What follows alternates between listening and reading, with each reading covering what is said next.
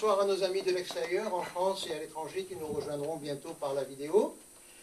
Bienvenue à ce 15e café politique de la Faute à Rousseau, pour lequel nous recevons avec un très grand plaisir Jean-François Mattei, que vous voyez à côté de moi. Alors, ce mois de janvier, vous le savez, on vous a envoyé un courrier un petit peu plus dense que d'habitude, est exceptionnel. D'abord, nos amis d'Aix, il y a 4 jours, mardi, comme tous les premiers mardis du mois, ont tenu leur café actualité sur la catophobie, animé par Antoine de Crémier.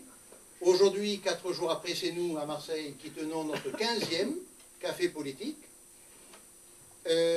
Dans 14 jours, dans 2 semaines, donc dans 2 samedis, Jean-François Mattei nous fait la gentillesse de revenir à nouveau avec Maître Collard pour un dîner-débat qui promet pour le 21 janvier, l'anniversaire de l'acte fondateur des totalitarismes modernes. Nous aurons donc d'abord la messe à 19 h au Sacré-Cœur, en la basilique du Prado, et juste après, on fera quelques mètres et on ira à l'hôtel Holiday Inn, où là, nous resterons écouter Gilbert Collard et Jean-François Mattei. Il y aura bien sûr le dîner.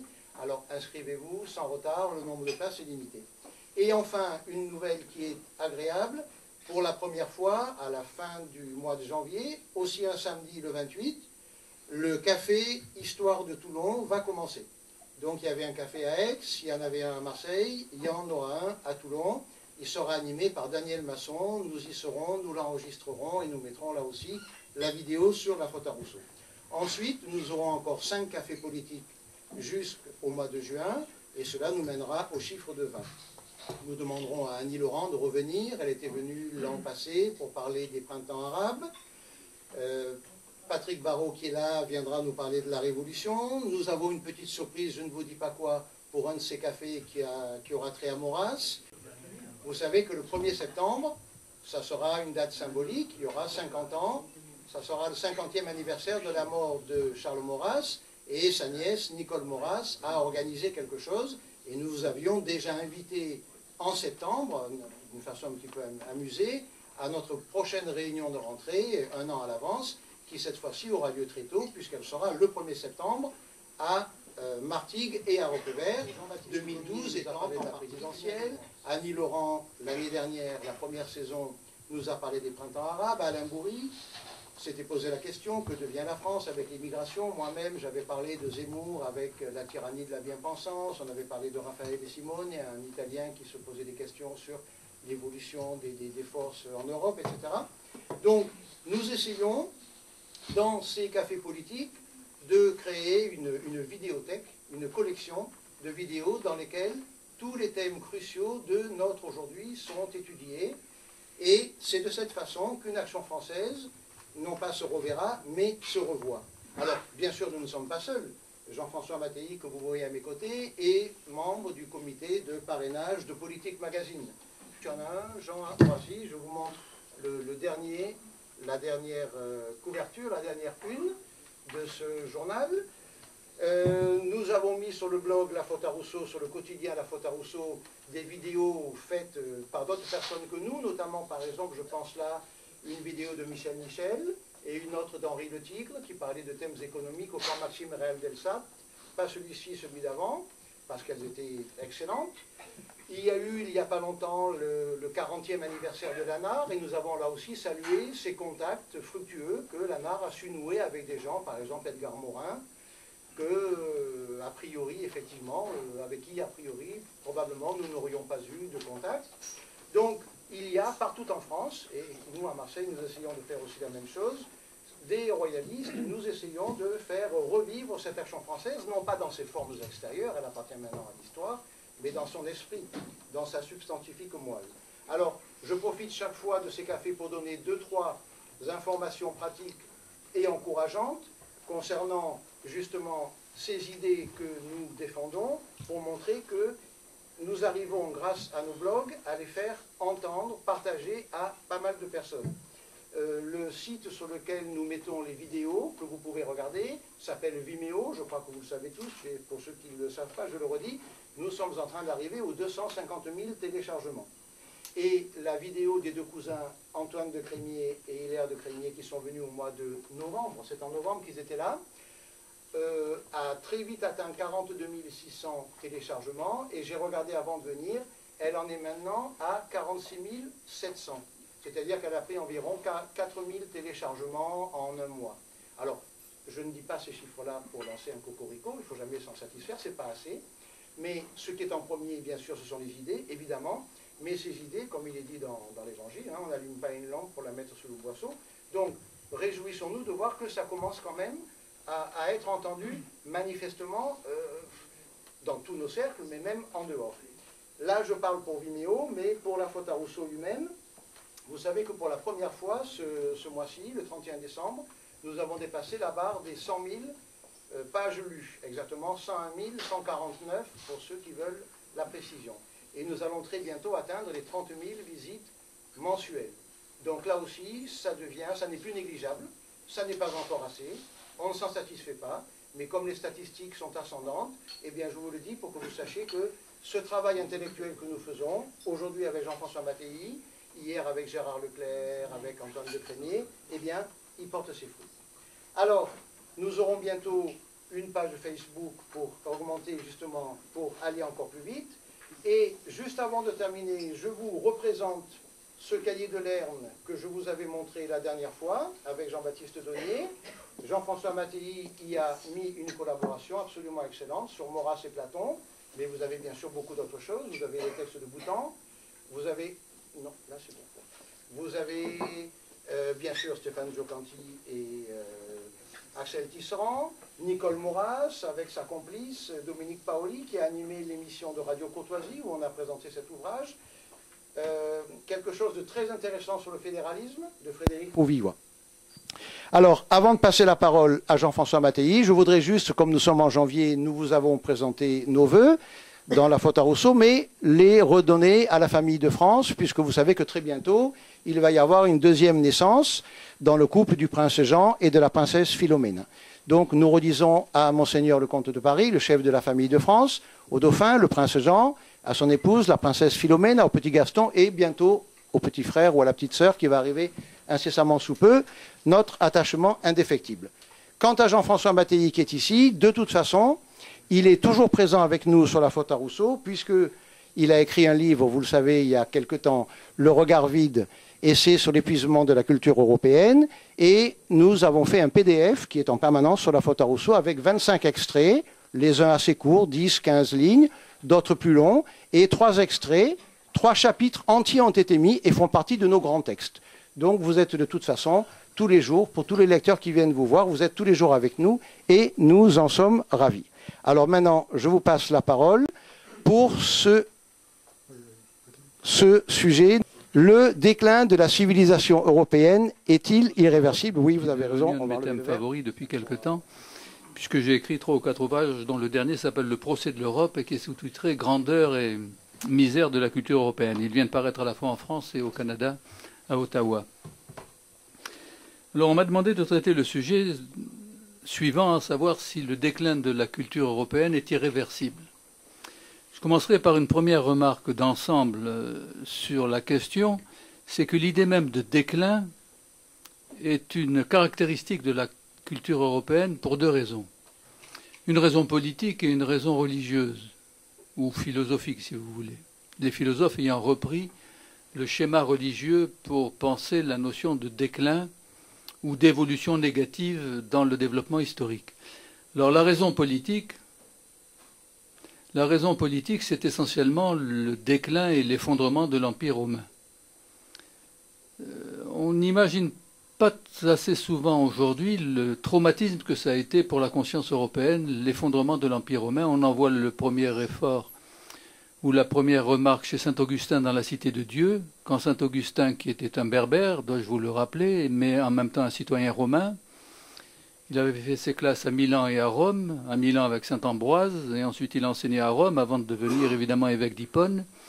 Et saint Augustin est contemporain de l'effondrement de la cité des hommes, c'est-à-dire de la cité de Rome, Urbi et Orbi. Et déjà, il se pose la question de savoir si les constructions humaines dans matière politique sont pérennes, en quelque sorte, ou si elles peuvent rester permanentes. Par la suite, le traumatisme qu'a vécu et qu'a subi et qu'a commenté Saint-Augustin a été repris par la plupart des historiens ou par la plupart des philosophes, quasiment jusqu'au XXe siècle et jusqu'au déclin de l'Occident de Spengler. Les penseurs européens se demandant si c'était une fatalité que de voir la création d'une civilisation, car la première civilisation, civilis est un terme romain, a été évidemment la civilisation romaine, si la civilisation était permanente. Et au travers de la civilisation, si la civilisation déclinait, est-ce que l'homme ne déclinerait pas en même temps? Autrement dit, est-ce que l'homme et la civilisation qu'il construit, civilisation qui, j'y reviendrai dans un instant, doit être fondamentalement universelle, est susceptible de se pérenniser? Vous retrouvez encore ce schéma, pour ne donner qu'un exemple illustratif au passage, dans toutes les spéculations de science-fiction, à la fois chez les auteurs de science-fiction dès les années 20 aux États-Unis ou chez les auteurs de science-fiction au cinéma à Hollywood, par exemple avec la guerre des étoiles. Vous ne comprenez pas la guerre des étoiles, pour autant que vous ayez vu le film et que vous vous y intéressiez à la lutte des puissances cosmiques positives et négatives, si vous ne comprenez pas que les auteurs de la guerre des étoiles ont pris explicitement comme thème de la réflexion l'effondrement de l'Empire romain. L'Empire contre-attaque, c'est l'Empire romain en tant que tel, mais généralisé à l'ensemble du cosmos. Donc il y a toujours cette sorte de fascination de la décadence qui est l'un des traits de l'esprit européen. Fascination qui est double, car lorsque vous êtes fasciné par la décadence, vous êtes en même temps obsédé par l'évitement de la décadence. Comment faire en sorte que la décadence n'ait pas lieu? Déjà, Giraudoux se demandait si la guerre de Troie aurait lieu. La guerre de Troie n'aura pas lieu. Bien, je dirais que la pensée européenne se demande toujours si l'effondrement de la civilisation et donc la disparition de l'homme aura lieu ou n'aura pas lieu. Ça, c'est le schéma politique en tant que tel, c'est-à-dire historique. Le second schéma, c'est évidemment le schéma religieux. Car l'idée de décadence implique l'idée d'une temporalité linéaire. Et cette temporalité linéaire a été inventée, comme vous le savez, par la pensée juive, la pensée hébraïque très exactement, reprise par la pensée chrétienne et ensuite laïcisée sous la forme de philosophie de l'histoire, que ce soit chez Hegel, chez Marx ou chez d'autres auteurs de ce type. Auteurs que l'on pourrait qualifier d'historicistes en quelque sorte. L'idée chrétienne, c'est l'idée selon laquelle la marche du temps n'est pas cyclique comme dans toutes les civilisations, sans exception, sauf la chrétienne, sauf l'européenne, sauf l'occidentale, selon laquelle toutes les civilisations connaissent des cycles, comparables évidemment au cycle des saisons ou au cycle cosmique, au cycle aussi biologique, cycle féminin, cycle masculin, cycle des naissances et des morts, et toutes les civilisations, ou les civilisations traditionnelles, comme on les appelle, sont liées à des cycles répétitif en quelque sorte. Le meilleur exemple étant évidemment les mythes indiens ou hindous, mais on retrouve ça dans toutes les autres civilisations, y compris dans la civilisation des Mayas, puisque nous sommes en 2012 et que nous sommes près de la fin du monde, comme vous le savez, puisque beaucoup pensent que ça va être la fin du monde en 2012.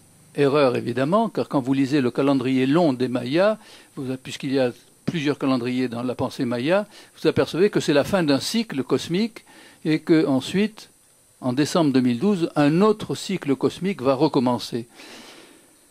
Donc c'est cet éternel retour qui fascinera par la suite Nietzsche dans le Zarathustra. C'est cet éternel retour qui définit la pensée mythique en général ou la pensée traditionnelle des sociétés que Bergson puis Karl Popper ont appelées des sociétés fermées ou des sociétés closes. Il se trouve que les Européens ont inventé les sociétés ouvertes.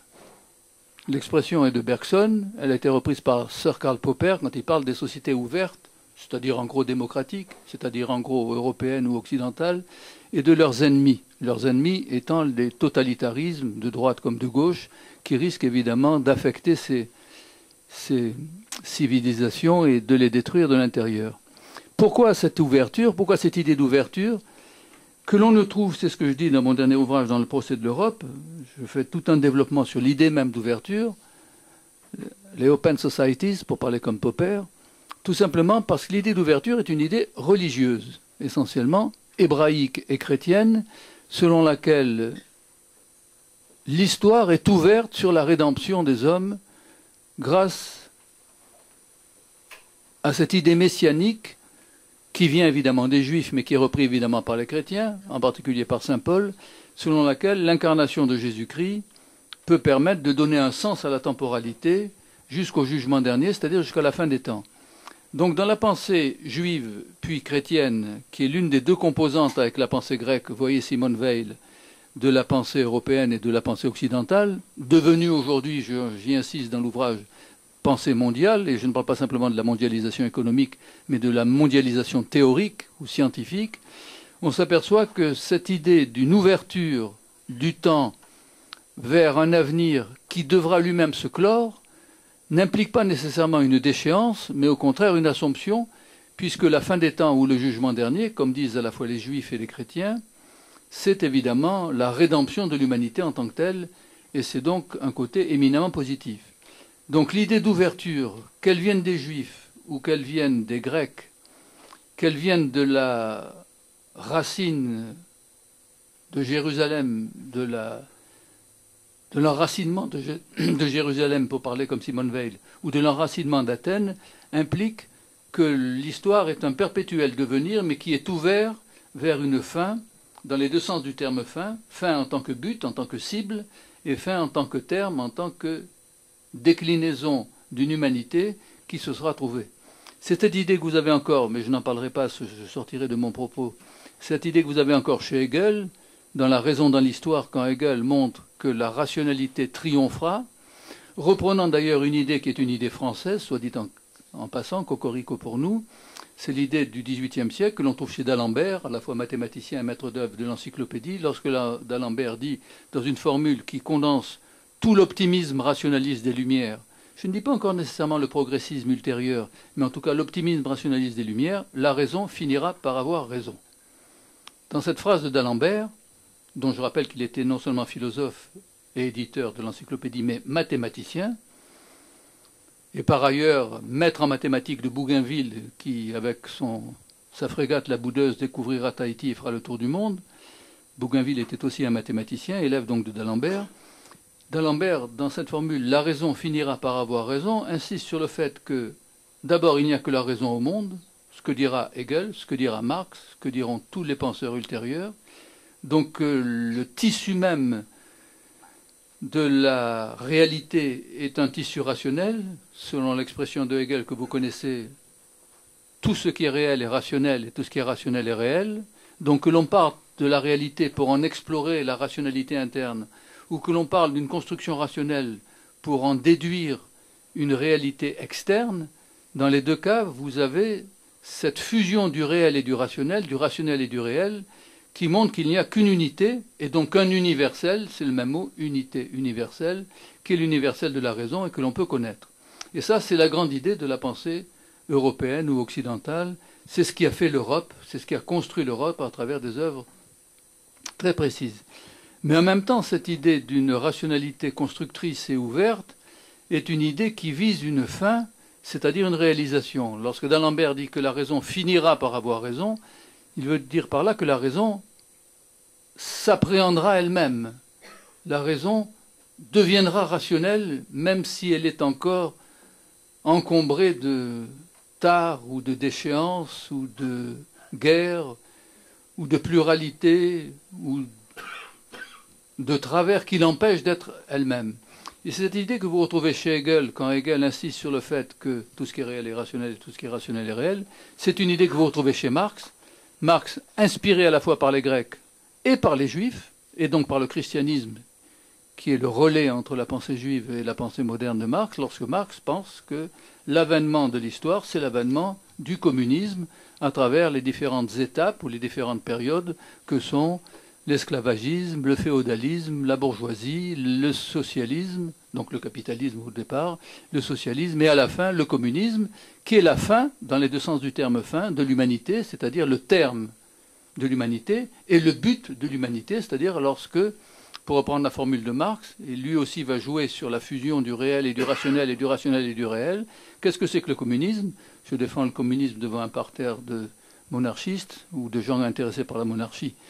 C'est un paradoxe dont vous goûterez, je pense, toute la saveur.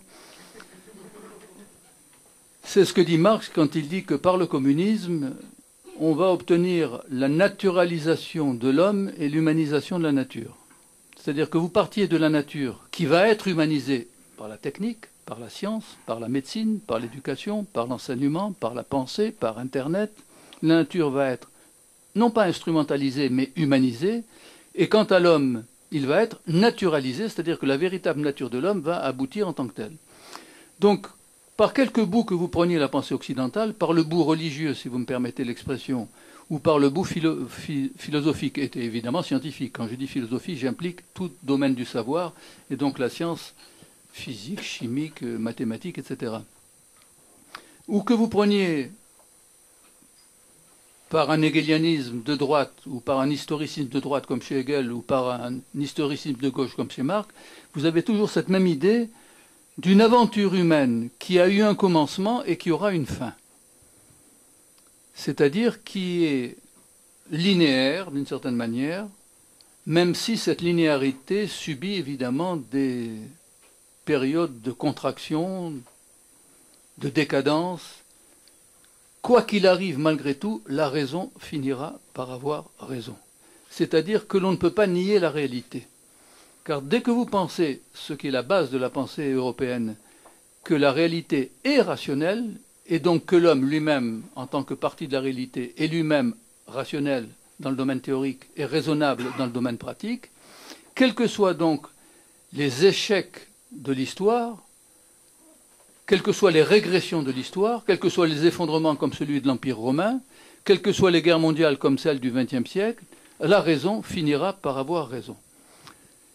Ça, c'est l'idéal type, comme dirait Max Weber, de la pensée occidentale, c'est-à-dire cette idéalisation d'une réalité qui ne peut pas ne pas rester ce qu'elle est, à savoir réelle et donc rationnelle. Et en même temps, cette idéalisation d'une rationalité qui ne peut pas ne pas rester ce qu'elle est, raisonnable et donc réelle. Donc cette sorte de fusion du réel et du rationnel et du réel, est caractéristique de la pensée occidentale. Alors qu'est-ce qui fait le lien entre les deux, entre le réel et le rationnel? Le réel, c'est la réalité quotidienne, c'est vous, c'est moi, c'est le restaurant dans lequel nous sommes en train de parler à Marseille en ce moment. La rationalité, qu'est-ce que c'est? C'est le recul théorique qui nous permet de prendre en compte la réalité pour essayer de la comprendre. Pour essayer dans un premier temps de l'expliquer, dans un second temps de la comprendre, même si il y a là aussi des échecs, mais encore une fois, et je me répète, ou je répète d'Alembert, la raison finira par avoir raison. C'est-à-dire que le dernier mot reviendra en dernière instance à la réalité.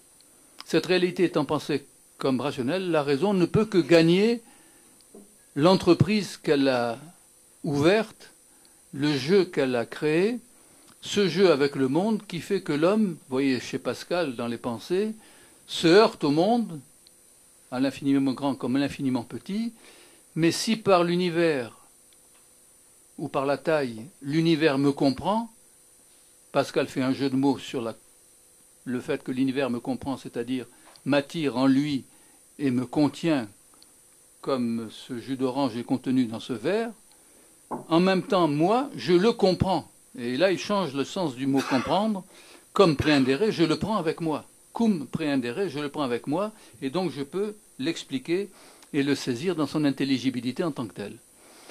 Alors, qu'est-ce que l'on peut dire sur le déclin de la pensée européenne? Dans un premier temps, je dirais que ce déclin reste ouvert, je veux dire n'est pas avéré, car quels que soient les effondrements qu'a connus la pensée européenne, ou plus généralement le monde et la mondialisation, à travers des guerres mondiales et en remontant plus haut à travers l'effondrement de l'Empire romain, ou l'effondrement de l'Empire des Habsbourg, ou l'effondrement de l'Autriche-Hongrie, ou l'effondrement de toutes les tentatives d'unification et d'unité européenne, l'Europe a continué, et l'humanité européenne, j'utilise l'expression d'humanité européenne que j'emprunte à Husserl dans sa fameuse conférence de 1935 à Vienne, Autriche, pas Vienne, France, lorsque Husserl essaye de montrer qu'il n'y a qu'une humanité, ça lui a été évidemment reproché, mais comme Husserl était juif, on ne lui a pas trop reproché, à savoir qu'il n'y a qu'une seule humanité, l'humanité européenne. Tout simplement parce que pour Husserl, dans la plus grande tradition qui remonte à Platon, via Descartes, via Newton, via Leibniz, via Spinoza, il n'y a qu'une seule forme d'humanité, c'est-à-dire l'humanité qui a été posée par l'humanisme européen depuis l'Italie du XIVe, XVe siècle, en passant par la France de Montaigne et de Rabelais, en passant par Erasme, en passant par tous ceux que l'on appelait les humanistes, qui ont défini une forme de pensée qu'on a appelée, mais tardivement, puisque le mot d'humanisme ne remonte qu'au XIXe siècle, à l'époque de Michelet, qu'on a appelé humanisme, alors que l'on disait au XVIe et au XVIIe siècle, humanité, terme qui est resté aujourd'hui en anglais sous la forme de humanities. Quand vous allez dans une faculté de lettres, aujourd'hui au Canada anglais ou aux États-Unis, où l'on parle anglais comme chacun sait, la faculté de lettres s'appelle humanities. On ne dit pas faculté de lettres. Autrement dit, on fait ses humanités, c'est-à-dire le latin, le grec, l'anglais, qui est une langue européenne, et tout ce que ces langues transportent comme des vecteurs de culture, en quelque sorte. Par exemple, la langue anglaise transporte le vecteur nommé Shakespeare. Alors, je sais bien que Shakespeare n'est pas très très bien connu en France, malgré les traductions de Victor Hugo ou du fils de Victor Hugo. Mais il n'empêche que dans le domaine anglo-saxon, Shakespeare est le pilier de l'humanisme, à travers Macbeth, à travers Jules César, à travers toutes les pièces shakespeariennes. Ce qui veut dire, et j'ai pris quelques exemples au hasard de l'improvisation, ce qui veut dire que la pensée européenne s'est construite sur l'édification d'un homme, non pas nouveau, non pas neuf, comme l'ont voulu les utopies, comme l'utopie marxiste, comme l'utopie maoïste, avec l'homme nouveau dont parlait le petit livre rouge, mais d'un homme, comme dit Rousseau, je parle dans un milieu qui s'intéresse à la faute à Rousseau, mais enfin, je ne suis pas sûr que Rousseau ait l'ensemble des fautes que lui reproche la faute à Rousseau. Il y a quand même des choses positives chez Rousseau, ne serait-ce que lorsque Rousseau montre effectivement que tout est bon dans l'homme en sortant des mains de l'auteur de la nature. Autrement dit, Rousseau garde l'idée chrétienne et au-delà juive selon laquelle l'homme a été créé et a été créé bon. Idée que vous avez aussi chez Pic de la Mirandole, dans son traité sur De Dignitate Homini, sur la dignité de l'homme, lorsque Pic de la Mirandole insiste sur le fait que l'homme, créé par Dieu, a cette possibilité de se mouvoir en tous sens, c'est-à-dire de devenir ce qu'il est ou ce qu'il n'est pas, c'est-à-dire de devenir le diable ou le bon Dieu. Vous voyez la pièce de Sartre qui porte ce nom. C'est-à-dire que nous sommes fondamentalement libres. Dois-je rappeler, ce qui devient parfois inconvenant pour ne pas dire incongru, que la pensée européenne a été la seule à poser par hypothèse métaphysique ou par hypothèse religieuse, Kant aurait dit comme postulat de la raison pratique, cette idée selon laquelle l'homme est fondamentalement libre. Vous n'avez pas ça dans la pensée indienne, vous n'avez pas ça dans la pensée arabo-musulmane, sauf quand elle se réclame de la pensée grecque, par exemple d'Aristote, ou parfois même de la pensée chrétienne. Vous n'avez cela dans aucune autre civilisation selon laquelle l'homme serait libre. Dans toutes les, ça ne veut pas dire que l'homme serait nécessairement en prison ou dans je ne sais quel cachot. Ça signifie que dans toutes les autres civilisations, l'homme est lié à des mythes et à des représentations religieuses et cosmiques qui lui interdisent d'être autrement qu'il n'est. Or, la grande idée de la pensée européenne, c'est que l'homme est non seulement libre au sens théologique du terme ou ontologique du terme, et donc au sens politique et moral du terme, mais il est aussi libre de devenir autrement qu'il n'est. C'est encore une idée que l'on retrouve chez Nietzsche, lorsque Nietzsche donne comme définition de l'homme l'animal non encore fixé. C'est la définition célèbre que donne Nietzsche, parmi d'autres, de l'homme. C'est un animal, au sens biologique du terme, au sens vécu du terme, mais non encore fixé. Alors que tous les autres animaux, de l'araignée jusqu'à l'abeille et de l'éléphant jusqu'au lion, sont fixés par l'instinct dans leur destin et ne peuvent être autrement qu'il n'est. Le lion ne peut être que lion. L'homme peut être autre chose qu'un homme. Par exemple, l'homme peut être inhumain. Il n'y a que l'homme qui puisse être inhumain. L'animal ne peut pas être inhumain. Ou pour dire les choses plus simples, l'animal ne peut pas être autrement qu'animal, par exemple cruel. Lorsque l'on voit un animal qui dévore un autre animal, il n'est pas cruel, il n'est pas méchant, il n'est pas mauvais, il suit tout simplement l'instinct qui fait qu'il est obligé de se nourrir, comme nous lorsque nous mangeons une côte de bœuf, ce qui je crois est annoncé tout à l'heure, dans le restaurant d'à côté. Alors comment cette pensée européenne s'est-elle constituée ? Si nous avons tellement de difficultés aujourd'hui à construire l'Europe, ou tout simplement à construire cette Europe mondialisée qui est devenue la globalisation, comme disent les anglo-saxons, c'est essentiellement parce que l'Europe, comme l'Occident ou comme le monde tel qu'il est actuellement, ne sait plus exactement quel est son héritage ou ne sait plus quoi faire de cet héritage. J'ai déjà eu l'occasion ici ou ailleurs de reprendre la phrase de René Char, le poète de l'île sur la Sorgue que vous connaissez, grand ami de Camus, parmi d'autres, grand ami de Heidegger aussi, avec lequel il a fait des séminaires célèbres au Thor. Lorsque René Char, dans un texte qui s'appelle Feuillet d'hypnose, en 1943, c'est-à-dire en pleine guerre mondiale, alors qu'il était responsable politique dans le Vercors, et l'un des chefs de la résistance, lorsque René Char exprime cette sentence un peu frappée, comme une sentence de La Rochefoucauld ou de Pascal, peut-être même de Héraclite, puisqu'il aimait beaucoup les présocratiques, notre héritage n'est précédé d'aucun testament. Vous avez ça dans ce poème. C'est une sentence nue. Je veux dire qu'elle n'est pas commentée. Si vous voulez un commentaire adéquat, vous lisez le début de La crise de la culture d'Hannah Arendt, qui consacre toute la préface de cet ouvrage à un commentaire de cette sentence de son ami René Char, puisque Hannah Arendt a connu René Char comme Camus lorsqu'elle a quitté l'Allemagne pour venir en France, avant d'aller ensuite enseigner aux États-Unis, à Chicago puis à New York. Notre héritage n'est précédé d'aucun testament. Qu'est-ce que veut dire par là René Char? Nous avons bien un héritage culturel et spirituel et religieux, ce qu'on appelle la culture, cette culture générale qui va si bien surtout à Sciences Po Paris. C'est une allusion perfide pour, comme disait Stendhal, les happy few. Mais j'y reviendrai tout à l'heure peut-être dans la discussion. Ça aussi, c'est pour les happy few. Notre héritage n'est précédé d'aucun testament. Cela signifie que nous avons bien un héritage culturel, ce qu'on appelle grossièrement la culture générale. Je n'aime pas beaucoup cette expression, mais il faut quand même la défendre. Mais il n'est précédé d'aucun testament. C'est-à-dire que les générations antérieures ne nous ont pas dit quel était l'usage que nous devions faire de la culture. Vous voyez la crise de l'éducation qui est mise ici dès 1943, ou qui est soulignée ici par le poète René Char. Et c'est cette idée que je voudrais défendre ici, à savoir que nous ne savons plus quoi faire aujourd'hui de notre culture en tant que telle. Alors pourquoi est-ce que je parle de culture et non pas directement de politique? C'est là que je voudrais justifier mon propos, ou plutôt la façon dont j'envisage les choses, l'axe sous lequel il faut envisager, à mon sens, les choses. C'est que tout simplement, vous ne pouvez pas changer la politique, vous ne pouvez pas changer l'économie, vous ne pouvez pas changer la société, comme le voudraient par exemple les indignés aujourd'hui, si vous ne remontez pas à ce qu'on appelle parfois à l'école les fondamentaux. Et le fondamental pour l'homme, c'est l'homme lui-même. La phrase n'est pas de moi, elle est de Karl Marx. Décidément, j'aurais beaucoup parlé de Marx ce soir-là, mais je m'arrêterai là, rassurez-vous.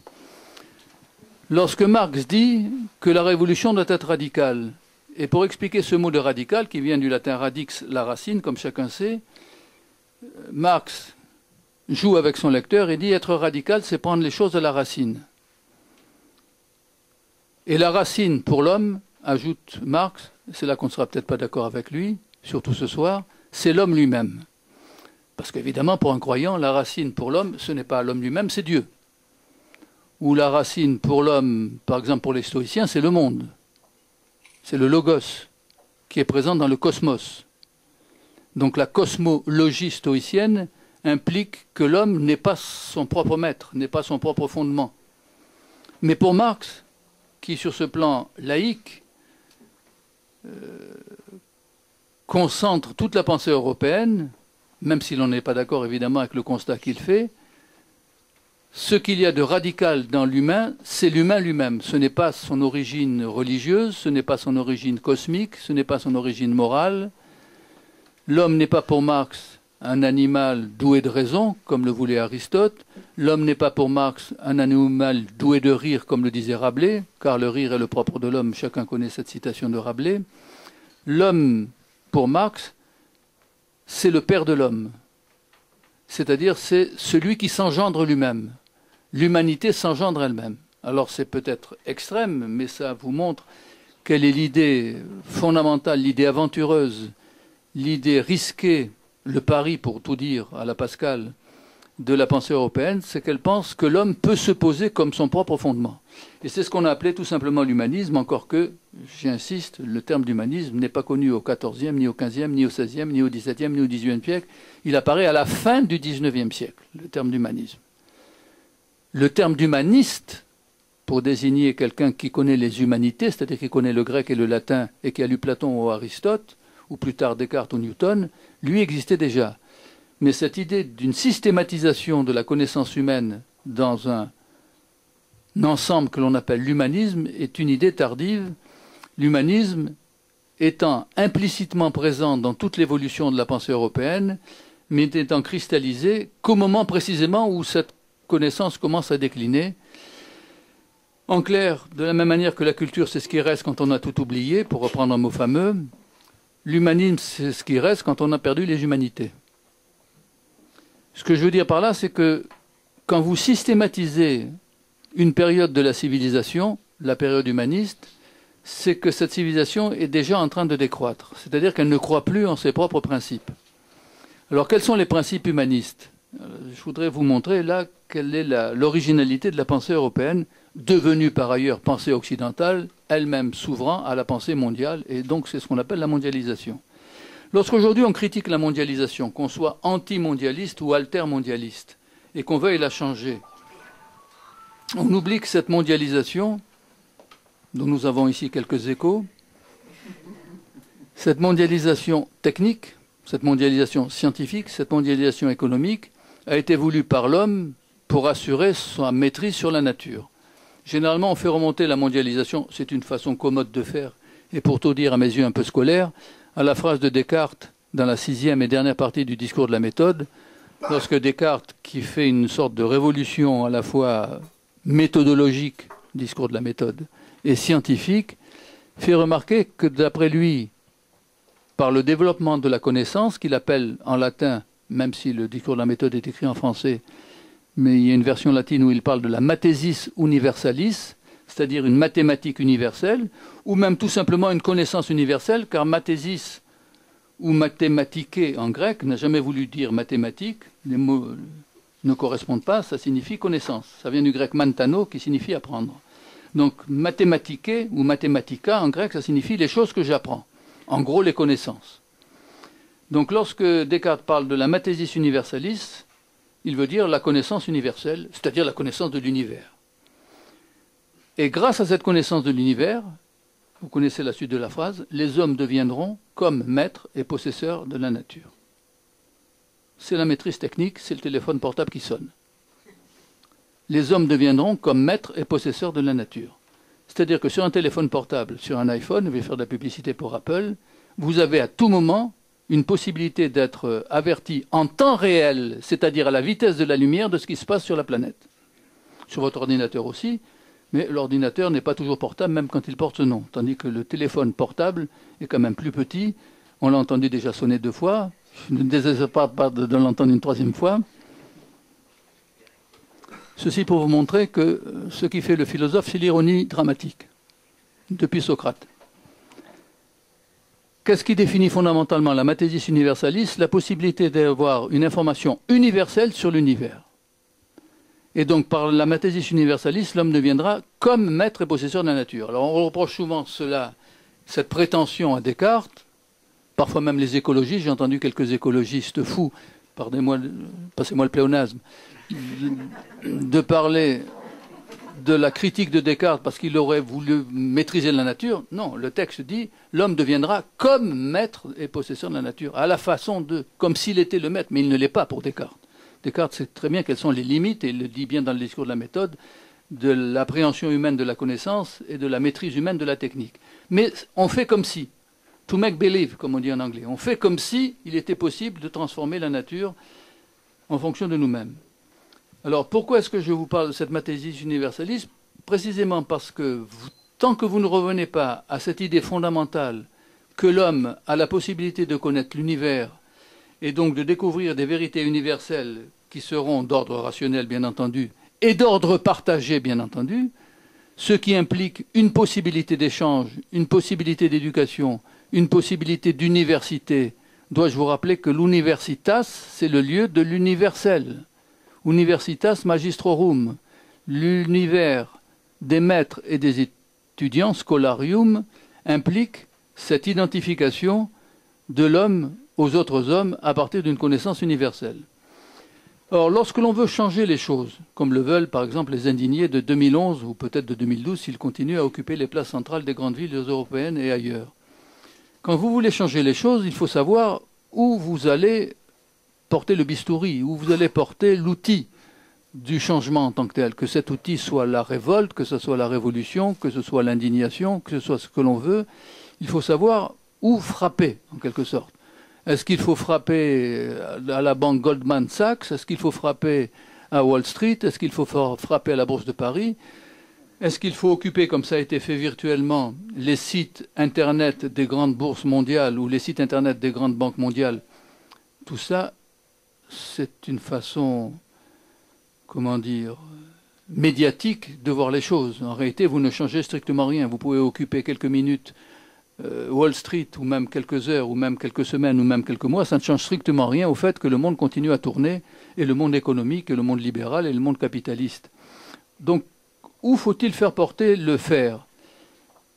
Ce n'est pas sur des entités aussi abstraites que la société, que le capitalisme, que le libéralisme, que la mondialisation, qui sont des entités que les philosophes, surtout s'ils ont lu Plotin, appellent parfois des hypostases. C'est-à-dire des constructions intellectuelles qui se tiennent, stase, toutes seules, hypo en dessous, pour supporter tout le reste. Autrement dit, quand j'ai parlé de capitalisme, j'ai l'impression que j'ai fait référence à une hypostase, c'est-à-dire à un fondement qui sous-tend tout le reste.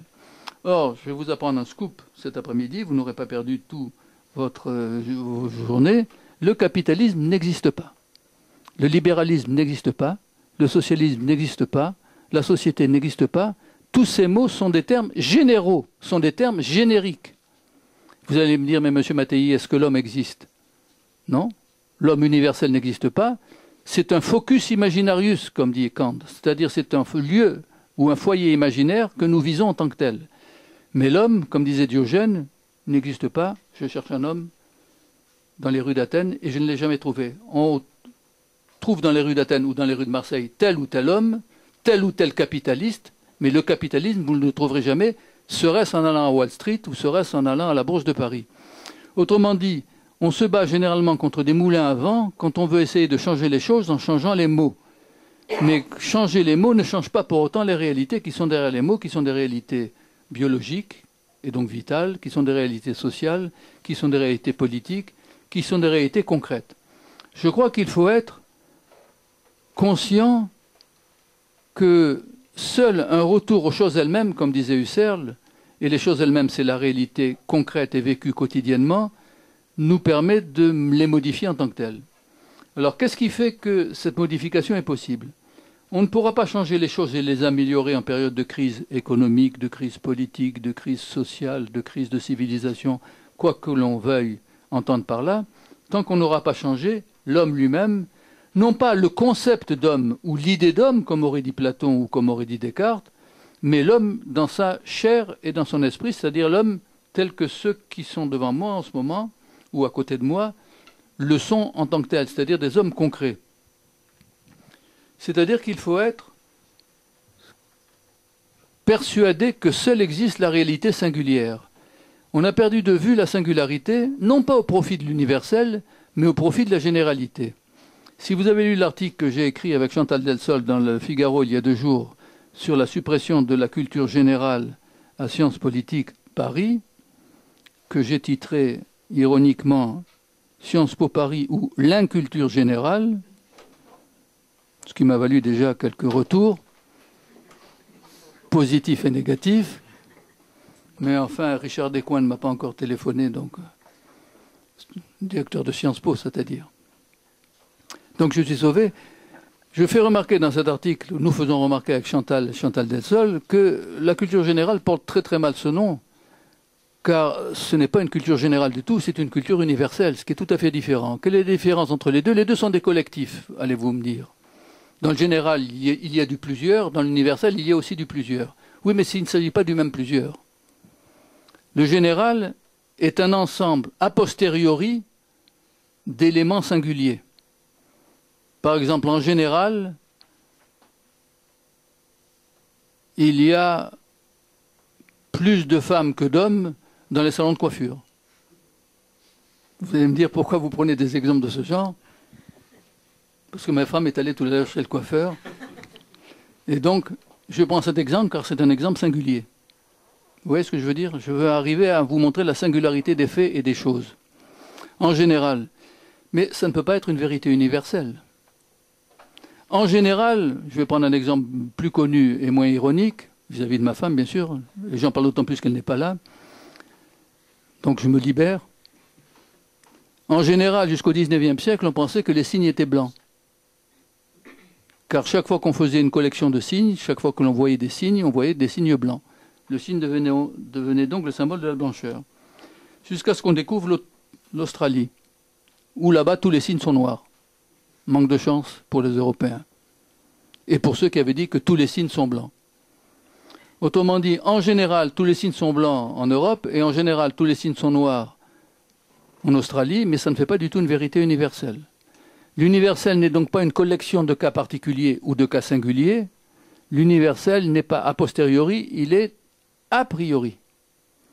Quand je dis que tout nombre pair est divisible par 2, bien que je renvoie à tous les nombres pairs qui sont en nombre infini, puisque n plus 1 ne s'arrête jamais, en tant qu'opération d'additivité,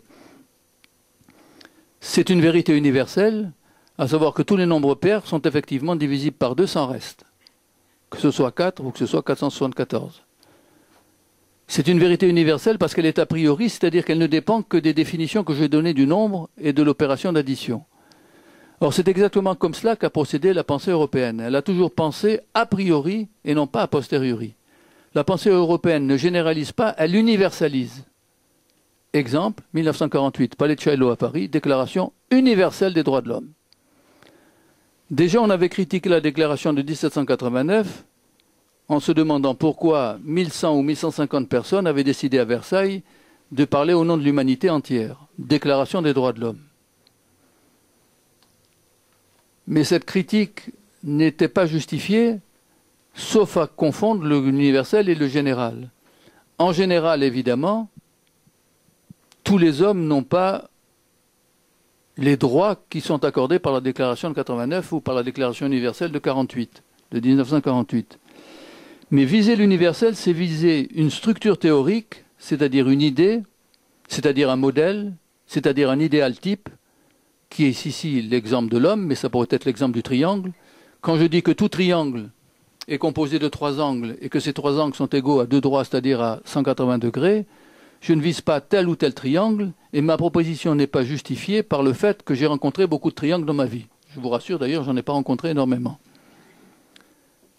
Mais chaque fois que j'en rencontre un, y compris un triangle imaginaire, je sais que ce triangle est nécessairement lié au fait qu'il a 2 droits et au fait qu'il a 3 angles, comme d'ailleurs son nom l'indique. Mais faut-il encore pouvoir le démontrer? Et une démonstration est par définition universelle. Donc qu'est-ce que c'est que la pensée européenne? C'est la possibilité de viser une idée. C'est-à-dire, encore une fois, ce que des sociologues comme Max Weber ont appelé un idéal type. C'est-à-dire une structure de pensée qui est par définition vide. Comme le nombre entier naturel en mathématiques est vide. Quand je vous parle de nombre entier, je ne pense ni à 2, ni à 4, ni à 12, ni à 125. Je ne pense même pas à pi, qui d'ailleurs n'est pas un nombre entier. Je ne pense à rien. Je pense simplement à l'idée de nombre. Et l'idée de nombre, par définition, est vide. Étant vide, elle peut se remplir de n'importe quel contenu. Et voilà pourquoi n'importe quoi peut être dit nombre dès qu'il est mesuré à partir d'une unité n plus 1. De la même manière, quand je pense l'humanité, je la pense à partir d'une structure vide, c'est-à-dire que l'humanité, ce n'est ni Pierre, ni Paul, ni Jacques, et je vais vous montrer sur un exemple politique. C'est-à-dire que ça ne renvoie à aucune individualité particulière. Particulier se disant en grec idiotesse, l'universalité n'a rien à voir avec l'idiotie. Dès que vous vous en tenez à la particularité, vous êtes un idiot, au sens de Flaubert, dans Bouvard et Pécuchet. Dès que vous vous tenez à la particularité se dit en grec idiotesse, qui a donné le mot français idiotie. L'idiot n'est pas celui qui est un imbécile, c'est pas un crétin, passez-moi l'expression, c'est pas un con. L'idiot, c'est quelqu'un qui ne peut pas sortir de sa particularité, de son idiotisme, de son idiosyncrétisme, où vous avez toujours la même racine. Or, la pensée européenne est toujours sortie de l'idiotie pour penser l'universel. Pas la totalité, parce que la totalité est toujours une collection empirique de faits. Par exemple, la totalité des personnes qui sont devant moi, environ 40 ou 45 personnes en ce moment. Donc c'est une totalité idiote, sans vouloir vous vexer, bien entendu. Idiote, c'est-à-dire qu'elle est particulière à cette salle et à cette conférence cet après-midi ou cette fin de soirée. Donc, ce qui a fait la pensée européenne, c'est l'invention de ce qu'on appelle parfois l'universel. Ça peut paraître abstrait, et c'est abstrait, mais en réalité, il n'y a rien de plus concret, car l'universel, c'est le fait, et je vais prendre l'exemple politique que j'annonçais il y a un instant, que de pouvoir déterminer ce qui fait, par exemple, une citoyenneté politique. Quand vous lisez Rousseau, excusez-moi la faute à Rousseau, mais il y a quand même quelque chose d'assez juste chez lui dans le contrat social. Non, c'est pas dans le contrat social, c'est dans l'Émile, livre 1, mais il rédigeait en même temps l'Émile et le contrat social. L'Émile, côté homme, contrat social, côté cité, côté politique. L'Émile, côté éducation, contrat social, côté politique. Il rédigeait les deux manuscrits ensemble. Quand il parle de ce que c'est que la politique, Rousseau, dans l'Émile, quand il se demande qu'est-ce qu'il va faire d'Émile, ce personnage imaginaire qu'il a inventé, est-ce que je dois en faire un homme ou un citoyen? Et Rousseau répond de façon polémique en disant on ne peut pas faire les deux. Ou bien vous faites par l'éducation un homme, ou bien vous faites par l'éducation, voyez Sparte, un citoyen. Mais un citoyen n'est pas fondamentalement un homme. Et c'est là qu'il y a cette phrase de Rousseau que je voulais citer. Je cite de mémoire. Un citoyen de Rome n'était ni Caius, ni Lucius, virgule, c'était un Romain. C'est-à-dire que l'universel, c'est-à-dire l'universalité de la citoyenneté romaine passait avant sa particularité idiotique ou idiote. Ni Caius ni Lucius. Remplacer Caius et Lucius par Pierre, Paul ou Jacques, ou par Tom et Géry, c'est-à-dire par n'importe quelle particularité, vous apercevrez que le citoyen vise la civilité en tant que telle. Et donc fondamentalement, ce qui définit un citoyen, c'est l'universalité de sa condition politique. Seulement, il y a un conflit possible, dit Rousseau, entre l'universalité de la condition politique, je suis citoyen romain et uniquement citoyen romain, je suis citoyen français et uniquement citoyen français, je suis citoyen européen et uniquement citoyen européen.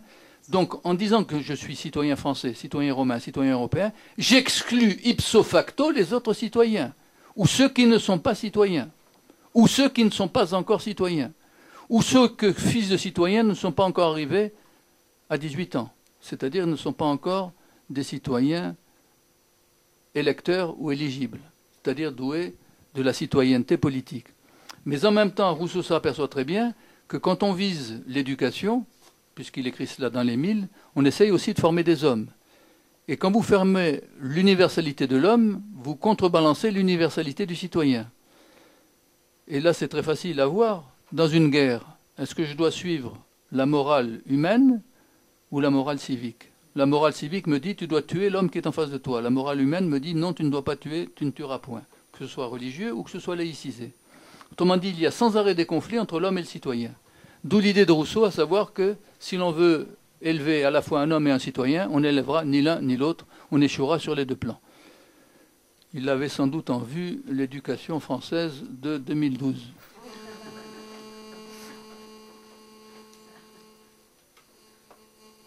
C'est un signe? Non. Donc je reprends, je voudrais essayer de finir dans le quart d'heure qui suit. Je voudrais en arriver maintenant au centre de mon propos, vous montrer qu'est-ce que c'est que la pensée européenne en tant qu'elle vise l'universel.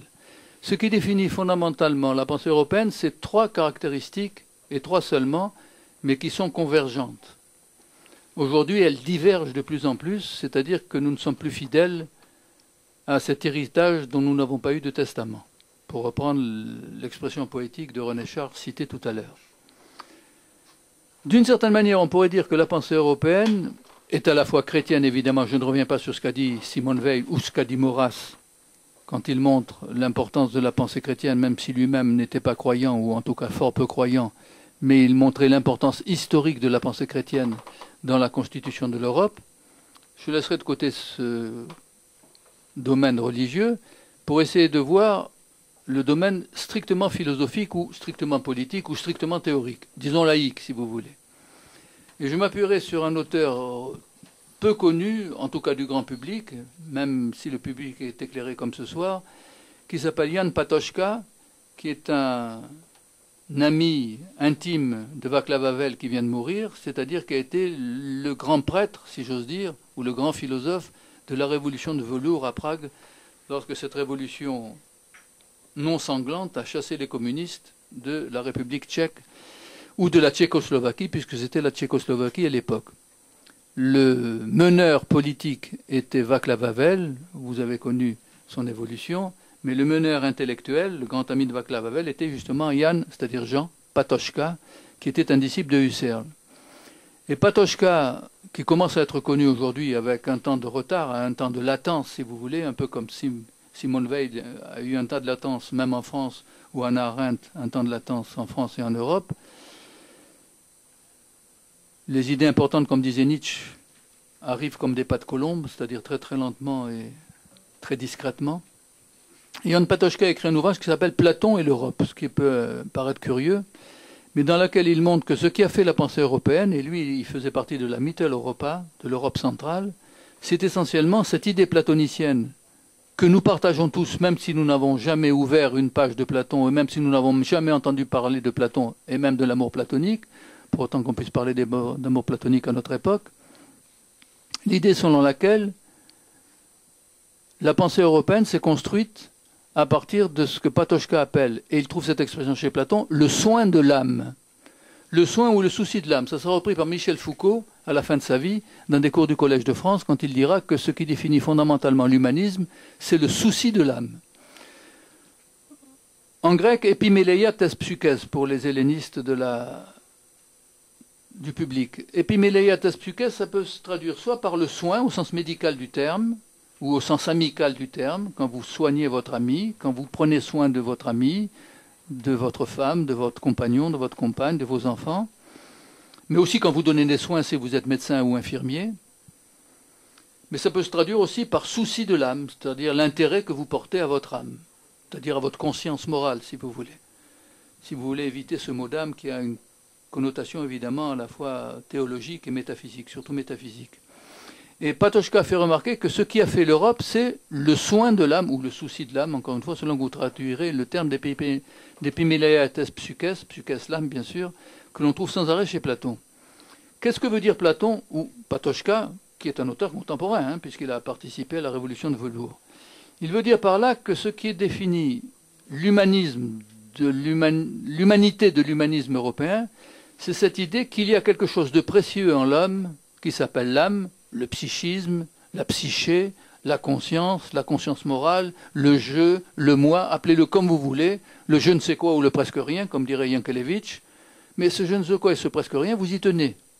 C'est vous. C'est ce qui permet de vous dire ou de être approché par les autres sous la forme de je ou de tu. Pour parler comme Martin Buber, le grand philosophe juif, toute relation humaine, c'est un rapport entre un je et un tu, c'est-à-dire les deux premières personnes, comme on dit si bien en grammaire, du verbe. Je te parle, tu me réponds. Et ce rapport du je et du tu, c'est un rapport de psyché à psyché, de psychisme à psychisme, d'âme à âme, et toute la question est de savoir qu'est-ce qui se cache derrière cet échange psychique, ou cet échange psychologique, ou cet échange, vous voyez Lacan, psychanalytique en tant que tel. Ben, ce qui se cache, c'est tout simplement le fait que si vous parlez à quelqu'un, ou si quelqu'un vous parle, si vous parlez à vos enfants, si vous parlez à vos bébés, un bébé de 6 mois, de 8 mois, si vous lui parlez, c'est parce que vous attendez de lui une réponse, alors qu'il ne peut pas encore la donner. Mais le fait de lui parler va faire en sorte qu'il va entrer dans le monde de l'humanité, c'est-à-dire dans le monde de l'universel. Quand vous parlez à un bébé ou à un jeune enfant, et quand vous parlez a fortiori à des adultes, vous échangez des mots, vous échangez des concepts, vous échangez des idées. Et ces idées vous constituent culturellement en tant que telles comme un ensemble d'échanges verbaux, mais en même temps conceptuels, mais en même temps théoriques, mais en même temps affectifs, mais en même temps politiques, mais en même temps moraux, mais en même temps religieux, mais en même temps amicaux.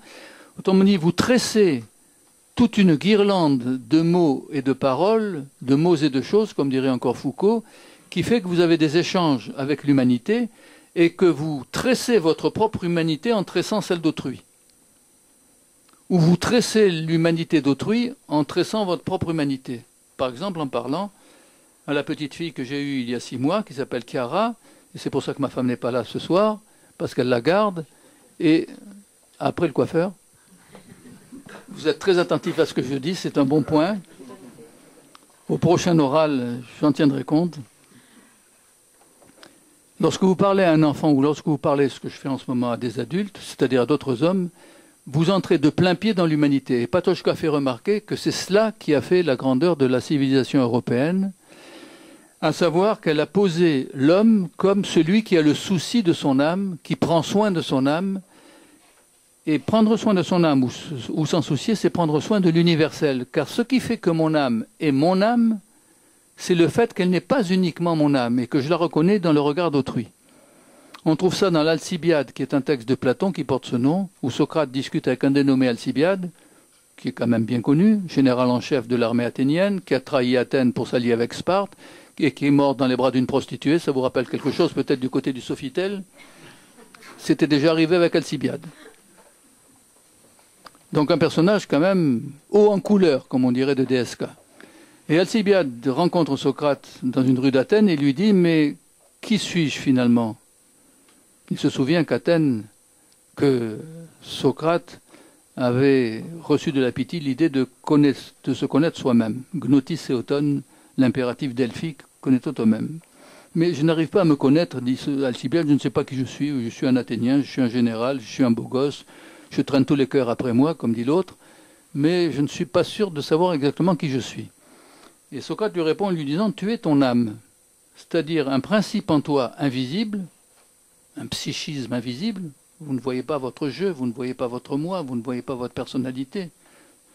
Mais vous pouvez la voir dans le regard d'autrui, lui fait remarquer Socrate. C'est-à-dire quand tu regardes quelqu'un, il y a une façon très simple de te voir toi-même. Socrate fait remarquer, même si tu n'as pas de miroir, exactement ce que font les psychanalystes auprès de leurs patients, que s'il veut se connaître lui-même, il lui suffit de regarder d'abord dans l'œil d'autrui, sur ce qu'on appelle la pupille. Quand vous regardez quelqu'un dans les yeux, vous voyez votre propre image, même s'il n'y a pas de miroir dans la salle, sur la pupille reflétée dans la pupille d'autrui. Et à partir de ce reflet naturel, biologique, corporel, Socrate en tire une conséquence incorporelle et métaphysique, à savoir que je ne peux me connaître moi-même que dans le regard d'autrui, que dans la pensée d'autrui, que dans le dialogue avec autrui. C'est comme ça qu'il invente la dialectique. Or la dialectique entre toi et moi, entre je et tu, et la relation entre je et tu, ça implique un nous. Nous, ça commence à 2, et pas à 40 comme nous sommes dans cette pièce. Autrement dit, ce rapport à l'universel se retrouve déjà dans l'échange que j'ai avec moi-même ou avec toi-même dès que nous nous regardons. Autrement dit, la croisée des regards ou le croisement des paroles implique un recours à un universel potentiel. Autrement dit, quand Jean parle à Jacqueline et que Jacqueline répond à Jean, dans un couple par exemple, il arrive dans un couple qu'on se parle quand même, cet échange de paroles et pas simplement cet échange de caresses ou cet échange d'humanité est en même temps un échange qui est potentiellement universel. Car ce que je dis à ma femme ou ce que ma femme me dit, ce que je dis à mon fils ou ce que mon fils me dit, ce que je dis à mes étudiants à Sciences Po ou ce que mes étudiants me disent, implique le même vecteur linguistique et au-delà du vecteur linguistique, à savoir la langue française, implique le recours à des idées, à des concepts, à des théories, à des notions, à des connaissances, à de la physique, à des mathématiques, à un discours sur Hegel ou sur Marx, comme je l'ai fait tout à l'heure, c'est-à-dire un ensemble de notions qui sont interchangeables, et interchangeables parce que universelles. Alors, je concentre maintenant, dans les 10 minutes qui me restent à parler, ce qui fait l'originalité de la culture européenne, et en quoi elle s'est universalisée ou elle s'est totalisée sur l'ensemble de la planète. Avec évidemment des échecs, avec des régressions, avec des dégâts, mais qui n'en a pas, mais la raison finira par avoir raison, ou l'universel continuera à s'universaliser. Autrement dit, il n'y a qu'un secours ou qu'un recours à la pensée humaine, le recours à l'universalisation, soit du discours théorique, c'est la connaissance, soit de l'action pratique, c'est la politique. Et la grande découverte de la pensée européenne, c'est d'avoir essayé d'articuler le rationnel dans le domaine théorique et le raisonnable dans le domaine pratique. Alors c'est beaucoup plus facile d'atteindre le rationnel dans le domaine théorique. C'est beaucoup plus difficile d'atteindre le raisonnable dans le domaine pratique. Même chez les savants, même chez les mathématiciens. Il n'est pas sûr qu'Einstein était très raisonnable dans sa vie quotidienne. Je me souviens d'une anecdote que raconte lui-même Einstein dans Ce que je crois, qui est un texte d'Albert Einstein, où, allant à l'université dans un autobus, il voit une petite fille à côté de lui, il lui parle et lui dit « Comme tu es jolie ma petite fille, comment t'appelles-tu »« Esther, papa. » Est-ce bien raisonnable que de ne pas reconnaître sa propre fille dans l'autobus lorsqu'on l'accompagne? Vous allez me dire qu'il est distrait, comme le professeur Tournesol et d'autres savants de ce genre. Mais ce que je voulais dire, c'est qu'il y a aussi des savants fous, des savants criminels, par exemple les physiciens ou les médecins nazis, pour ne citer que ceux que l'on cite toujours, qui étaient certainement de grands esprits, de grands penseurs. Werner von Braun était le plus grand physicien de son époque, il a travaillé pour Hitler.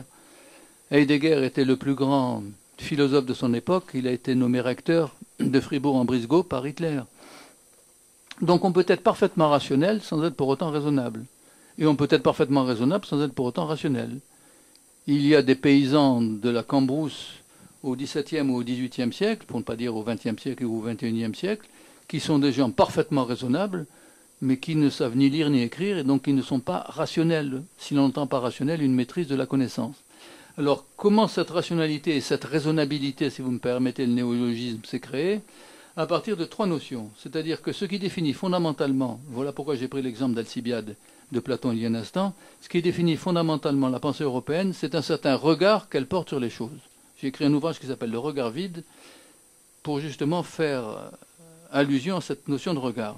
La notion de regard vide, je l'emprunte à Baudelaire, qui, dans la traduction d'un texte d'Edgar Poe, d'une nouvelle fantastique d'Edgar Poe, dit que l'homme moderne, l'homo democraticus, si vous voulez, regarde toutes les choses d'un air effaré, inquiet et d'un regard vide. Donc j'ai repris l'expression de regard vide pour donner ce titre à l'un de mes ouvrages. Qu'est-ce que je veux dire par là? Je veux dire par là que l'Europe actuelle, l'Europe du XXIe siècle, a tendance à regarder toutes les choses d'un regard vide, a tendance à regarder son héritage, je reviens à René Char, d'un regard vide, c'est-à-dire d'un regard qui n'est plus intentionnel. Quand d'Alembert disait que la raison finira par avoir raison, il visait par là quelque chose, une intention, c'est-à-dire diffuser le savoir, diffuser les lumières, comme on le dira en ce XVIIIe siècle. Pourquoi est-ce que je dis que c'est le regard qui est important? Tout simplement parce que regard, ou plutôt regarder, on va partir du verbe si vous le voulez bien, je terminerai là-dessus. Regarder se dit en grec théorein, T-H-E-O-R-E-I-N. Et l'endroit où l'on regarde, théorein, ça s'appelle en grec le théatron, le théâtre. Autrement dit, le théâtre est le lieu où l'on regarde. On regarde quoi? Une scène. Et tous les regards, lors d'une représentation théâtrale ou d'un opéra, sont tournés vers la scène, se centrent sur la scène. Et cette théorisation du regard, quand elle est abstraite, quand ce n'est pas simplement un regard sensible comme le regard que je vous lance actuellement, mais quand c'est un regard théorique, quand je réfléchis et que j'essaye de penser mathématiquement, physiquement, chimiquement, médicalement, scientifiquement, mais aussi bien philosophiquement ou politiquement, quand je fais une théorie politique, par exemple celle de Maurras, je regarde les choses sous un certain angle. Quelle est la caractéristique de cet angle? C'est qu'il est toujours idéalisé. La première caractéristique du regard européen, c'est qu'il vise toujours une idée, c'est-à-dire une structure permanente, par exemple l'idée de triangle, par exemple l'idée de justice, je prends des exemples très différents, par exemple l'idée de cité, qu'on appelle police, donc la politique, par exemple l'idée d'homme, qu'on appelle l'humanité ou l'humanisme, d'où la Déclaration universelle des droits de l'homme, c'est-à-dire que la visée de mon regard, regard se disant, excusez-moi d'insister, théoria en grec, c'est-à-dire la visée de mon regard théorique, je fais à dessein un pléonasme, puisqu'un regard est par définition théorique et qu'une théorie est par définition un regard, mais si je fais le pléonasme, c'est pour bien insister sur le fait qu'un regard théorique vise toujours une idée, non pas une réalité concrète. même quand je regarde ce verre d'orange que je n'aurais décidément pas bu jusqu'à la fin de mon propos, en tout cas pas entièrement, même quand je regarde ce verre d'orange, je le regarde à travers un regard théorique, car je sais que c'est un verre de jus d'orange. Je ne vois pas simplement un objet particulier, inerte, sans que je sache quel est son contenu, ni quel nom porte le contenant, mais je sais que c'est un verre. Et à partir de ce verre, que je suppose implicitement, que je postule implicitement identique dans tous les verres qui sont dans cette salle ou qui sont ailleurs, ou même les verres imaginaires qui n'existent pas ou qui n'ont jamais existé, je vise toujours l'universel verre, c'est-à-dire ce qu'on appelle en logique le concept de verre. Ça, ce n'est pas le concept de verre. Ça, c'est mon verre. Et je vous interdis d'y toucher. Ça, c'est mon verre idiotique, mon verre particulier, mon verre à moi, comme disent les enfants. Mais il n'empêche que, comme je sais que c'est un verre, quand je dis le verre, exactement comme Mallarmé quand il dit la fleur, et qu'il montre qu'en nommant la fleur, je m'abstrais de la fleur réelle que je regarde, et d'ailleurs, sauf erreur de ma part, il n'y a pas de fleur ici, et pourtant je puis vous parler de fleurs. Autrement dit, je vise le concept de fleur, comme je vise le concept de verre, comme je vise le concept d'homme quand je parle à un autre homme. Donc, première caractéristique, je vise une idée. Et je dis bien une idée, pas simplement un concept, car la différence entre l'idée et le concept, c'est que l'idée, si je puis dire, est un concept bien élevé. Là, je fais un double jeu de mots, donc j'explique. Bien élevé parce que c'est un concept distingué, et bien élevé parce que c'est un concept en hauteur. Autrement dit, le concept d'homme, je le place toujours plus haut que les hommes que je connais. Autrement dit, j'idéalise, quand je parle d'un homme, je l'idéalise toujours. Donc je le place toujours plus haut, je l'élève. C'est ce qu'on appelle précisément à l'école un élève. Pourquoi croyez-vous que l'on parle des enfants en les appelant des élèves à l'école? Parce qu'on veut les élever, c'est-à-dire les mettre à la hauteur d'homme. Mais comme la hauteur d'homme n'est jamais assez haute, on continue toujours à l'élever, c'est-à-dire à viser toujours une connaissance plus haute. C'est ça l'idéalisation de la pensée occidentale. Première caractéristique, il y en a 3, je ne serai pas très long. Première caractéristique de la pensée occidentale, elle vise toujours dans l'ordre de la connaissance une idée élevée, c'est-à-dire une idée théorique. Par exemple, l'idée de chute de corps chez Newton. Ou déjà chez Galilée, E égale 1/2 de gamma T2. C'est totalement abstrait. Si je fais tomber mon livre, vous avez vu mon livre tomber de façon idiotique et de façon particulière. Or, pourtant, Galilée aurait vu E égale 1/2 de gamma T2. Et ça, vous ne le voyez pas. C'est une idée idéalisée, si vous me passez là aussi le pléonasme. Première caractéristique. Deuxième caractéristique, cette idée est toujours une idée éloignée. La preuve, c'est que vous avez beau regarder mon ouvrage tomber, vous ne voyez jamais E égale 1/2 de gamma T2. Vous ne voyez jamais la loi sur la chute des corps. Parce que la loi de la chute des corps est loin de vous. Vous ne pouvez l'atteindre que si vous faites des études en physique et si vous reprenez les travaux de Galilée, de Copernic et de Newton. Deuxième caractéristique, c'est une idée éloignée, c'est une idée distante, et je terminerai là-dessus. Et troisième caractéristique, c'est une idée qui revient sur elle-même comme un boomerang. Car quand je vise l'homme, je sais très bien que ce que je vise peut me revenir car je suis moi-même un homme. Ou en tout cas, je peux me demander moi-même, qui suis-je en tant qu'homme? Par exemple, lorsque Kafka écrit Le procès, et qu'il met en scène un personnage qui s'appelle Joseph K. K comme Kafka, mais qui n'a pourtant pas de nom, puisqu'il se réduit à une initiale. Lorsque le même Kafka écrit Le château, où il met en scène un arpenteur qui s'appelle K, qui n'a même plus de prénom, Joseph a disparu. K comme Kafka toujours, mais il n'y a toujours pas de nom qui suit. Autrement dit, lorsque Kafka, dans ses deux principaux romans, se réduit à une initiale, K comme Kafka, M comme Mattei, S comme Sarkozy, vous visez une réalité qui s'interroge sur elle-même.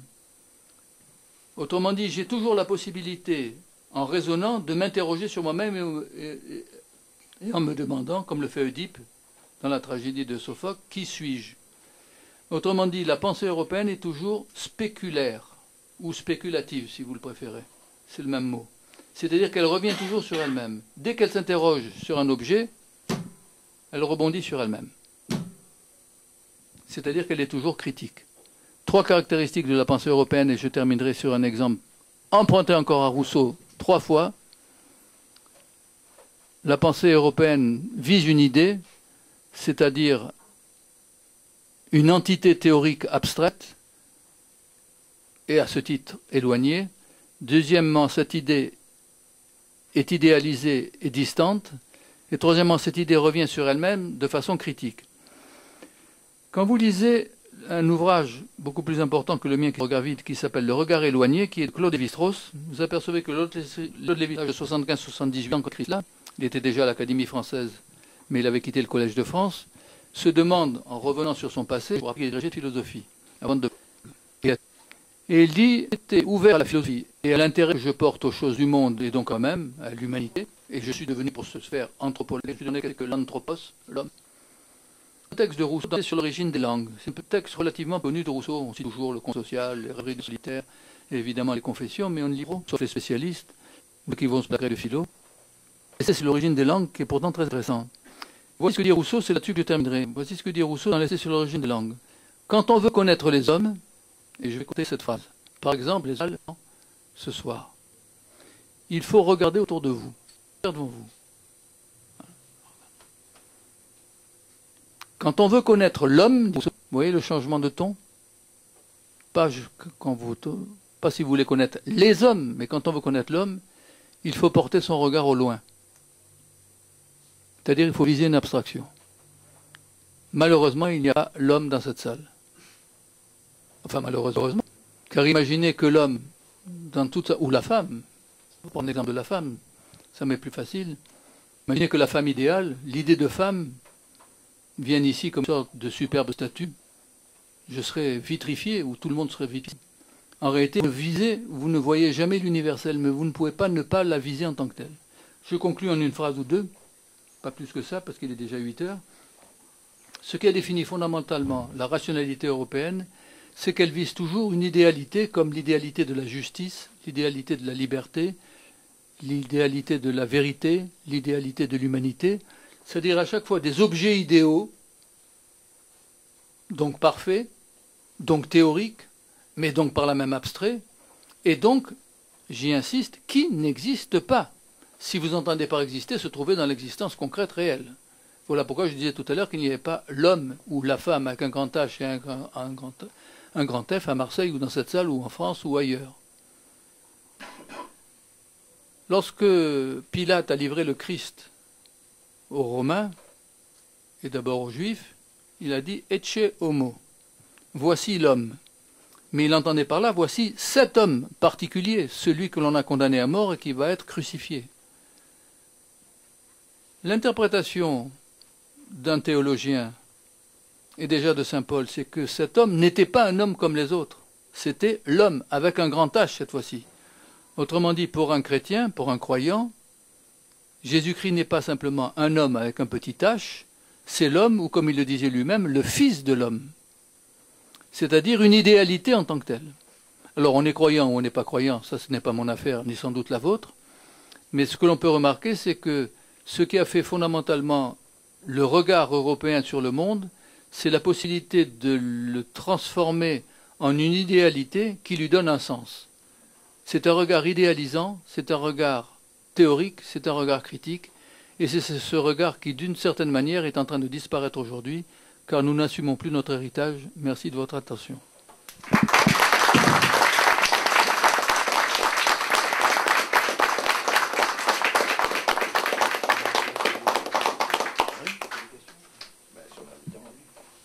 Alors, si vous voulez poser une ou deux questions, soyez très concis, s'il vous plaît.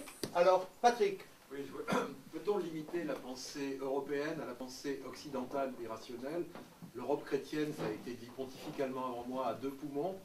Et dans le second poumon, celui du souffle, la raison, loin de rapprocher l'homme de l'inconnu, l'éloigne de l'inconnu. Il ne peut s'en rapprocher qu'en déconstruisant et non pas en construisant rationnellement. Oui, on n'a tellement parlé de la dimension religieuse et de la dimension chrétienne, mais il est évident qu'elle allait de soi, et dans mon ouvrage j'en parle longuement, à savoir que ce qui fait l'originalité de la pensée européenne, c'est qu'elle est à la fois un mixte, dirait un professeur de philosophie traditionnelle, de théologie et d'ontologie, si vous voulez. C'est-à-dire, c'est la rencontre d'une raison et d'une relation. Mais la révélation, à la différence de la pensée juive et de la pensée musulmane, la révélation a toujours été pensée depuis saint Augustin et même sans doute depuis saint Paul, et surtout depuis saint Thomas d'Aquin, toujours à l'intérieur des limites de la rationalité. C'est-à-dire que bien la révélation, le champ de la révélation chrétienne reste en dehors de la rationalité, elle est toujours pensée à l'intérieur d'un regard rationnel. Quand vous lisez Augustin, quand vous lisez Thomas, quand vous lisez tous les grands théologiens, ou les philosophes quand ils font de la théologie de Descartes à Leibniz, vous apercevez qu'ils ont toujours un regard rationnel sur la révélation. Autrement dit, la révélation, curieusement, demande à la rationalité des armes, comme on le voit par exemple chez Descartes, chez Pascal, je fais un lapsus, excusez-moi, lorsque Pascal, lors de l'argument du pari pour convertir l'incroyant, c'est-à-dire le libertin, comme on dit à l'époque, utilise un raisonnement extrêmement complexe, qui est fait d'ailleurs la théorie du pari, c'est-à-dire sur des théories de type mathématique. On a pu même mathématiser l'argument du pari de Pascal, qui est l'inventeur de la théorie statistique, dans lequel Pascal passe par la rationalité pour essayer de faire passer ce qui n'est plus rationnel, ce qui est de l'ordre de la révélation. Donc l'originalité de la pensée européenne, sauf quand elle ne reconnaît plus sa propre histoire théologique, ou lorsqu'elle échoue à se souvenir de ses racines chrétiennes, c'est d'avoir toujours ce mélange détonnant, si je puis dire, comme disait Simone Veil, d'Athènes et de Jérusalem, de pensée rationnelle et de révélation chrétienne en tant que telle. Et ça a donné quand même des auteurs comme Descartes, comme Leibniz, comme Proust, comme tous les grands auteurs, qu'ils soient littéraires ou qu'ils soient romanciers, de la pensée européenne en tant que telle. Alors, une dernière question. Oui,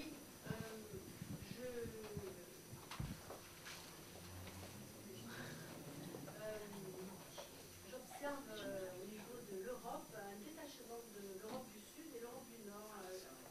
L'Europe du Sud se casse plus la figure en ce moment que l'Europe du Nord qui garde la tête vers en haut. Oui, mais qu'est-ce que vous en concluez?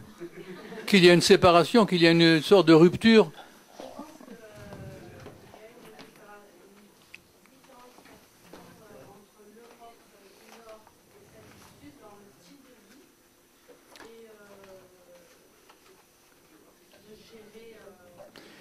Ça vient essentiellement, vous avez raison, on l'a vu d'ailleurs avec l'échec, on l'a vu avec l'échec du projet sarkozyste venu d'Henri Guénaud de l'Union pour la Méditerranée, ou plutôt de l'Union méditerranéenne devenue, lorsque les Allemands sont intervenus, l'Union pour la Méditerranée, c'est-à-dire l'Union européenne pour la Méditerranée, parce que tout simplement les pays européens du Nord ne sont pas intéressés par ce que Camus appelait la pensée de midi, c'est-à-dire pour la pensée méditerranéenne. Il y a donc une sorte de rupture, effectivement, entre l'Europe du Nord, ou l'Europe de l'Est, et l'Europe du Sud, c'est-à-dire en gros l'Europe méditerranéenne, sur les deux rives, évidemment, de la Méditerranée, c'est-à-dire rive du Nord et rive du Sud, c'est-à-dire l'Afrique méditerranéenne.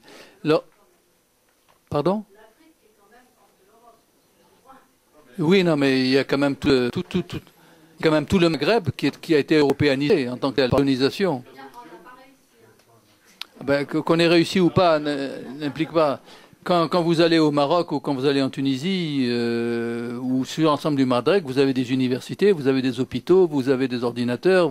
Tout ceci, c'est la modernité en tant que telle. Parlons en termes de modernité, si vous voulez, pour éviter de tomber toujours dans pensée européenne, pensée occidentale, pensée mondiale, pensée mondialisation, etc. Vous ne pouvez pas échapper aujourd'hui à la modernité, c'est-à-dire à l'usage de médiation techniques et scientifiques qui transmettent des connaissances et des informations de façon immédiate. Et cela a tendance à unifier et donc à universaliser, car c'est l'universel qui est en marche. Si vous le voulez, quand vous utilisez un téléphone portable, voilà pourquoi j'ironisais tout à l'heure sur le téléphone portable qui sonnait, quand vous utilisez de la lumière ici, quand vous utilisez un micro là, vous utilisez des médiations qui ne sont rien d'autre que de l'universalité théorique, c'est-à-dire des calculs mathématiques ou physiques, dans le cas de ce micro, qui sont en marche. Le micro peut tomber en panne, comme tout à l'heure la caméra s'est arrêtée, mais les équations théoriques qui font fonctionner un micro ou une caméra, eux, ne tombent pas en panne. C'est l'objet particulier, idiot, en quelque sorte. Voilà pourquoi on a raison de dire que quand un appareil tombe en panne, c'est idiot. Autrement dit, c'est particulier, c'est tel, mais ça ne met pas en cause la vérité des structures physiques ou des lois physiques qui sont en jeu.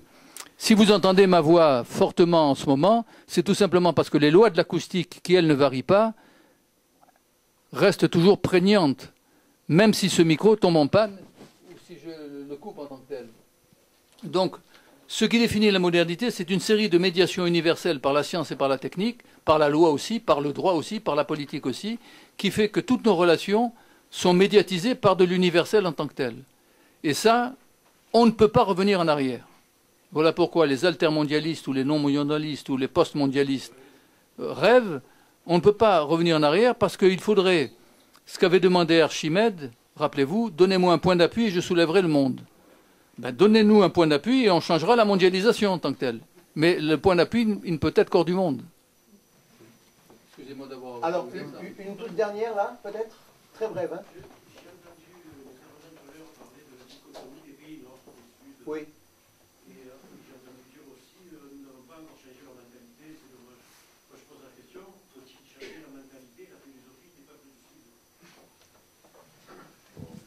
J'aimerais assez changer la philosophie déjà des Marseillais. On vivrait plus heureusement puisque nous sommes dans le Sud. Mais je ne crois pas qu'il faille changer la philosophie des gens du Sud. Si l'on entend par philosophie des gens du Sud, cet humanisme qui naît quand même sur les bords de la Méditerranée, qui a été développé en Méditerranée et qui n'est monté qu'assez tardivement à l'époque de l'invention du capitalisme, voyez Max Weber, dans les pays du Nord, avec l'apparition du protestantisme.